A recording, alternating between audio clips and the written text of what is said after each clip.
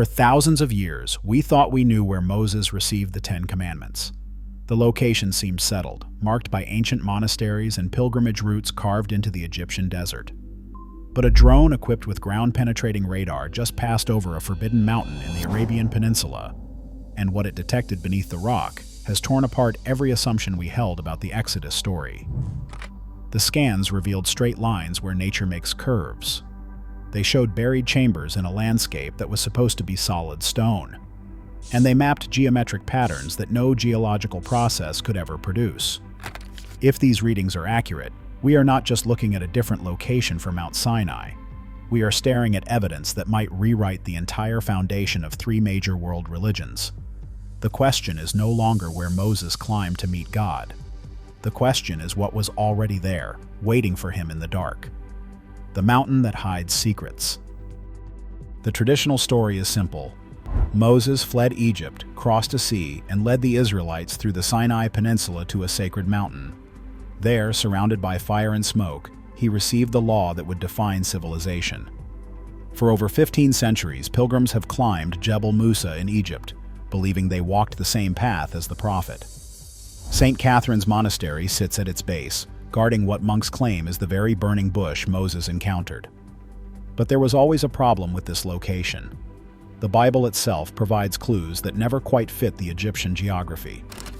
In the book of Galatians, the Apostle Paul writes clearly that Mount Sinai is in Arabia, not in Egypt, in Arabia.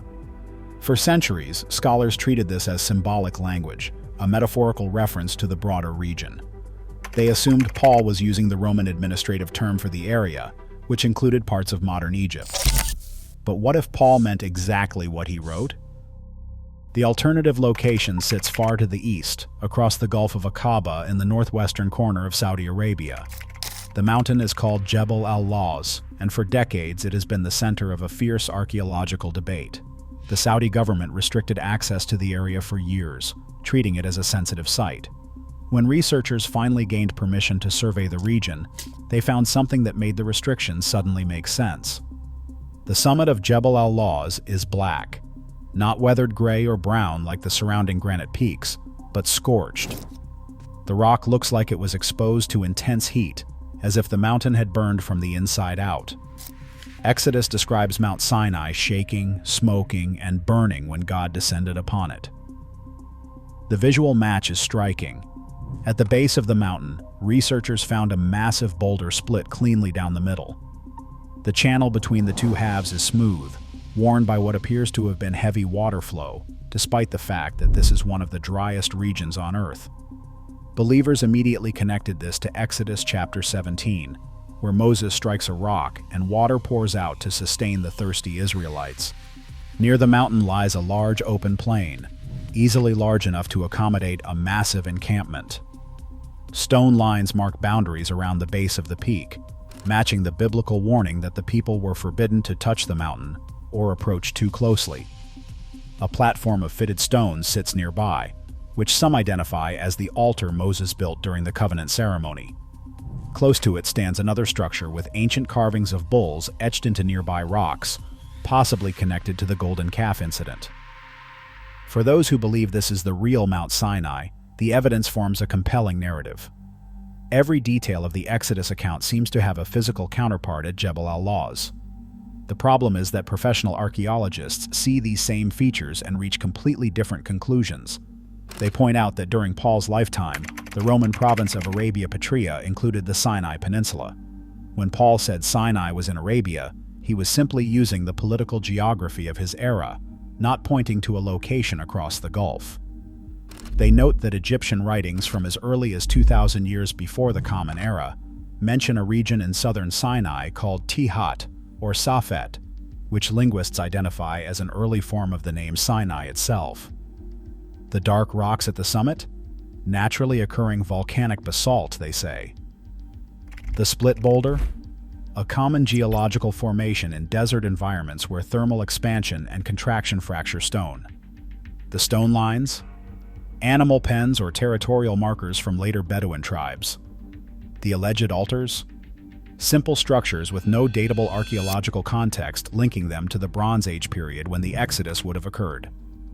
And then there is the silence. Despite decades of searching at Jebel al-Lawz, no one has found pottery, tools, or any organic remains that can be radiocarbon dated to the time of Moses. No inscriptions, no campsites, no trash heaps from a population that supposedly lived at the base of this mountain for nearly a year. The debate remained frozen in this stalemate until 2025, when technology shifted the entire conversation. The same kind of aerial survey that revealed hidden cities beneath the jungles of Cambodia was deployed over the Arabian mountains. But this time, the radar was 100 times more powerful than anything used before. When the drone completed its pass over Jebel al-Lawz, the data it transmitted back changed everything. What the machine saw through stone. Ground-penetrating radar works by sending electromagnetic pulses into the earth and measuring how they bounce back. Different materials reflect the signal differently. Solid bedrock returns a uniform pattern. Loose soil shows up as static. But when the radar encounters empty space, chambers, tunnels, or voids, the signal creates a distinct signature. The drone's scan of Jebel al-Lawz revealed all three. Beneath the surface, the radar detected straight lines running parallel to each other for hundreds of feet. Nature does not create parallel straight lines. Water erosion produces curves and meanders. Lava tubes twist and branch. Fault lines crack at angles. But these underground features were geometrically precise, suggesting they were cut or constructed. Even more disturbing were the rectangular voids. The scans showed buried chambers, some of them large enough to be rooms, arranged in patterns that implied structure rather than chance. One cluster of voids sat directly beneath the platform that researchers had identified as a possible altar. Another sat near the base of the blackened summit. The most controversial finding was the network of what appeared to be connecting passages. If the interpretation is correct, these are not isolated pockets, but a system, a designed complex hidden beneath the mountain. The team released the data cautiously, knowing the implications would be explosive. If these structures are real, and if they date to the Bronze Age, then Jebel al-Lawz is not just a candidate for Mount Sinai. It is proof that someone built something monumental at this location, something important enough to be buried or hidden beneath layers of rock and time. But the scan raised more questions than it answered. Who built these chambers? When were they constructed? And why would anyone go to the immense effort of carving rooms and tunnels into solid granite in one of the most remote deserts on the planet? To understand the possible answers, we have to go back 3,000 years and examine what Moses would have encountered if he truly came to this mountain. The sacred ground that came before. The book of Exodus contains a detail that most readers overlook. When Moses approaches the burning bush, the voice does not say the ground will become holy. It says the ground already is holy. Remove your sandals, for the place where you stand is holy ground. This wording implies that Horeb, the mountain of God, held sacred significance long before Moses ever arrived. After fleeing Egypt, Moses did not wander aimlessly into unknown wilderness. He settled in Midian, married into the priestly family of Jethro, and lived among people who understood their landscape with deep spiritual awareness. As a shepherd under Jethro, Moses moved through land shaped by Midianite beliefs, where certain mountains, springs, and high places were recognized as sacred. The possibility that Moses encountered a mountain already viewed as divine adds weight to the archaeological evidence found at Jebel al-Lawz. If the Midianites revered this peak, they might have constructed ritual spaces within it or beneath it, spaces that would later become part of the biblical narrative. Excavations in northwestern Arabia have confirmed that the Midianites were not primitive nomads. They were a semi-nomadic population with organized settlements, copper mining operations, and sophisticated ceramic traditions. Their painted pottery, identifiable by its red-on-buff geometric designs, has been found at numerous sites across the region. Radiocarbon dating of hearths and organic remains places many of these settlements between the 15th and 13th centuries BCE, exactly when traditional timelines place the Exodus. The Midianites built small fortified trading posts and way stations along the routes connecting the Gulf of Aqaba with the southern Levant. These were not cities, but they were not random camps either. They show planning, resource management, and a level of social organization that could easily support the construction of ritual sites. Stone structures dot the landscape around Jebel al-Lawz. Rectangular foundations, low walls, and circular arrangements that appear to be tent bases or temporary shelters. Animal bones from these sites confirm pastoral practices. Water management features, channels and cisterns designed to collect seasonal rainfall, demonstrate adaptation to the harsh environment. The biblical itinerary of the Exodus lists locations such as Elim, Rephidim, and Taberah. Archaeologists note these were likely seasonal encampments rather than permanent towns, consistent with the Midianite settlement model. Sites that correspond geographically to these names contain minimal architecture, scattered pottery, and hearth remains, suggesting movement guided by water and established trade routes. If the Midianites recognized Jebel al-Lawz as sacred, they might have invested significant labor in creating spaces within the mountain for ritual purposes. The underground chambers detected by the drone could be the remnants of these pre-Israelite religious activities, later adopted and reinterpreted by Moses and his followers. This would explain why the Exodus narrative emphasizes that the mountain was already the dwelling place of God. Moses did not discover an empty peak. He entered a location already marked by human devotion, already embedded in the spiritual geography of the region. But if these chambers were built for worship, what was placed inside them? And why would they be sealed so completely that it took advanced radar to detect them thousands of years later?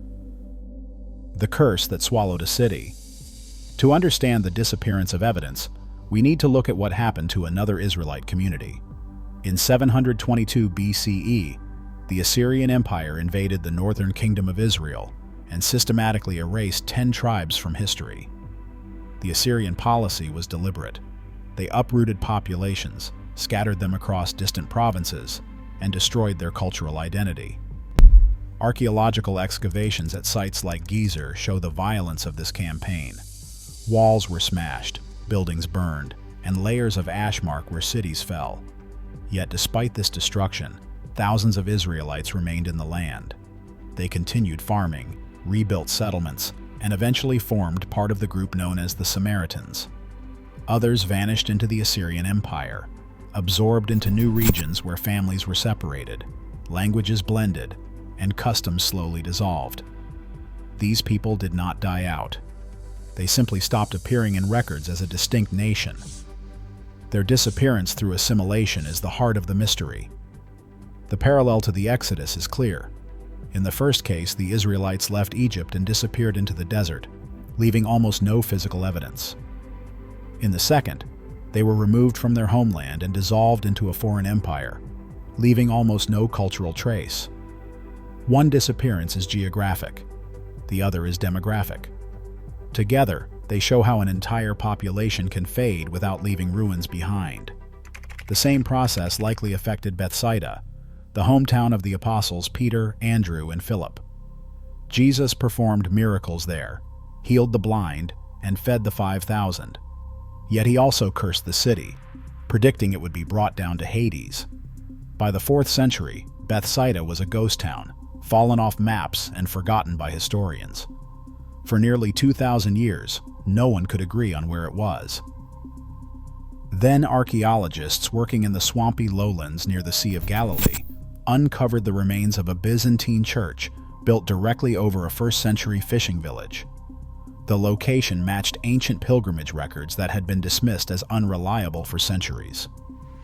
The church was not built randomly. The architects carefully centered it over one specific house, treating the dirt floor as a holy relic. Everything pointed to one conclusion. The builders believed with absolute certainty they were constructing their basilica on top of the actual home of Peter.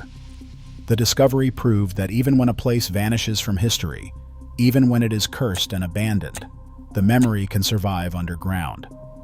A small group of believers stayed behind, guarded the location, and kept the tradition alive until they could finally build a monument. If this pattern held for Bethsaida and the lost tribes of Israel, it could hold for Mount Sinai as well. The chambers beneath Jebel al-Lawz might not be random voids. They could be deliberate vaults, sealed to protect something sacred until a future generation could retrieve it. But what would require that level of protection? What could be so important that it had to be hidden beneath a mountain in the most remote corner of Arabia? The house that Moses was told to guard. Recent analysis of a Byzantine mosaic floor found at the Church of the Apostles in Bethsaida revealed something that does not appear in any canonical gospel. The inscription, written in Greek and surrounding a medallion, contains a phrase presented as a direct quote from Jesus to Peter. "Guard my house, for I go to prepare the heavens." It is what scholars call an agraphon, a saying of Jesus recorded in ancient sources but not included in the Bible. Finding one carved into the floor of a major pilgrimage site gives it significant credibility. It suggests the people of Bethsaida remembered something the gospel writers did not record. The phrase "guard my house" changes the nature of Peter's role. It is not just about spiritual leadership. It implies a physical responsibility, a command to protect a specific location while the master is away. If Jesus gave similar instructions to Moses at Mount Sinai, it would explain the underground chambers detected by the drone. The Bible describes Moses receiving the 10 Commandments on stone tablets inscribed by the finger of God. When Moses descended and found the people worshiping the golden calf, he broke the first set in anger. God gave him a second set, and Jewish tradition maintains that Moses preserved the fragments of the first tablets, placing them beside the intact second set in the Ark of the Covenant. The Ark was a portable container for sacred objects, and its presence at the mountain underscores the site's ritual centrality.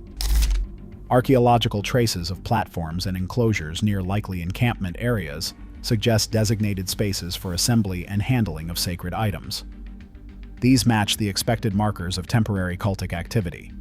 If the chambers beneath Jebel al-Lawz were constructed to house the Ark or other sacred objects, it would explain their careful engineering and their eventual concealment. As political power shifted and empires rose and fell, the location would have needed protection. Sealing the chambers beneath layers of rock would ensure they could not be looted or destroyed. The question is whether these chambers still contain anything. The drone detected voids, but it cannot see inside them. The only way to know what lies beneath the mountain is to excavate, and that presents a political and theological minefield. The mountain sits in Saudi Arabia, a nation that has historically restricted archaeological exploration of sites connected to biblical narratives. Any excavation would require permissions that might never be granted. Even if access were allowed, the findings could ignite conflicts that governments would prefer to avoid. If the chambers are empty, skeptics will claim they were always empty, that the entire theory is speculation built on ambiguous radar data. If the chambers contain artifacts, the question becomes who has the right to study them, and what interpretation should be placed on the findings. But there is a third possibility, one that no one wants to openly discuss. What if the chambers are not empty and not filled with ancient relics? What if they were sealed for a different reason entirely? What the silence is hiding. The drone scan detected the chambers, but it also recorded something else that has been quietly removed from the public data releases. Thermal anomalies. Localized temperature variations beneath the surface that suggest the presence of heat sources or materials with different thermal properties than the surrounding rock. In most geological surveys, thermal anomalies point to volcanic activity, geothermal vents, or pockets of mineralization. But Jebel al-Lawz is not volcanic. The region is geologically stable, and there are no known geothermal features in the area that would explain the heat signature. The most disturbing possibility is that the chambers are not ancient history. They might be active. Underground spaces can trap air and create microclimates that behave differently from the surface. If the chambers were sealed with substances designed to preserve their contents, those materials could undergo slow chemical reactions over millennia, generating heat as they decay. Certain mineral compounds, when exposed to moisture from rare desert rains, can produce exothermic reactions, but there is another explanation that researchers are reluctant to voice. If the chambers were designed as vaults, and if they were sealed with the intention of being reopened, they might contain mechanisms still waiting to be triggered. The ancient world was not as primitive as we assume. Engineers in Egypt, Mesopotamia, and China built mechanical devices of astonishing complexity. Timed locks, counterweight systems, and hydraulic seals were all within their capability. If Moses or the Midianites who preceded him sealed something beneath the mountain, they might have left instructions for its retrieval, instructions we no longer understand. The thermal signature could be the remnant of a preservation system designed to protect fragile materials for thousands of years. Or it could be something else entirely. The silence from the archaeological community regarding the full scope of the drone's findings is the most telling detail. When asked directly about the thermal data, researchers deflect or refuse to comment. When pressed on the geometric precision of the underground structures, they fall back on the need for further study and verification. This is not the behavior of scientists excited by a discovery. This is the behavior of people who found something they do not know how to explain and are afraid of what the explanation might be. The final question is not whether the chambers exist. The radar data confirms they do. The question is what happens when we open them. Because the mountain is no longer silent. It has been scanned, mapped, and exposed. The secret beneath Jebel al-Lawz is no longer hidden. Someone will eventually break through those sealed walls. Someone will descend into the chambers and discover what has been waiting in the dark for 3,000 years. When that day comes, we will learn whether the Exodus was a journey to an empty mountain or a return to something far older, something that was always meant to be found again. So here is what you need to ask yourself. If ground-penetrating radar can see through solid rock and reveal hidden structures, what else is buried beneath the landscapes we think we already understand? And if Moses was told to guard a house while God prepared the heavens, is the preparation finally finished? What are we about to uncover?